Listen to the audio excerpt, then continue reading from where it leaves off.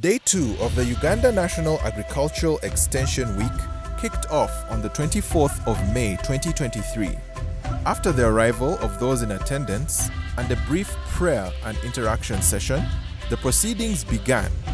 A session of harvesting the previous day then began, where those in attendance were asked to give feedback from the previous day's events.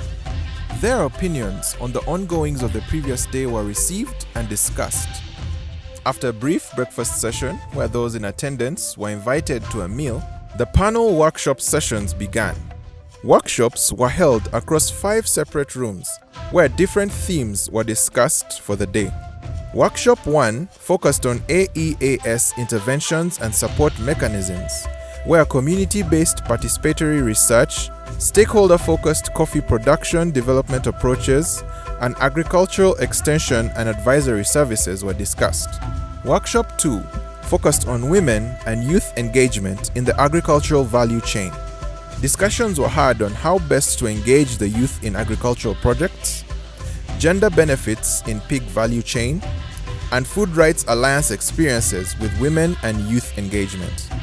Workshop 3 was themed Leveraging and Strengthening Public Programs and Projects.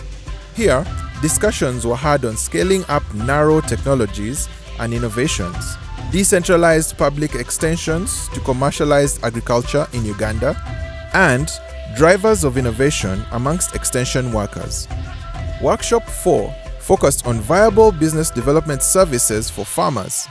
In this space, discussions were had around integrated community-led extension services, applying the Enabling Rural Innovations (ERI) to support the transition from subsistence to market-oriented agriculture, NUCAFE's experience with viable business development for farmers, and university-introduced innovations for farm-based micro-enterprises. Finally, in Workshop 5, discussions were had around digitalized AEAS in agriculture as a driver for agricultural growth, new trends in drone utilization, and gains and challenges of promoting mobile massive open online courses was discussed, as well as AgriPath, charting the path to sustainable agriculture. Thereafter, a lunch and networking break was had that led immediately to a session of side events.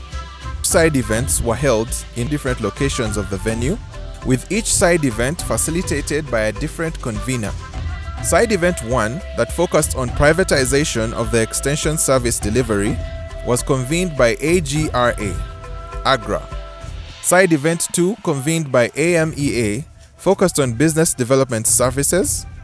Side event 3 focused on Farmer Field School before the closing and the end of the day.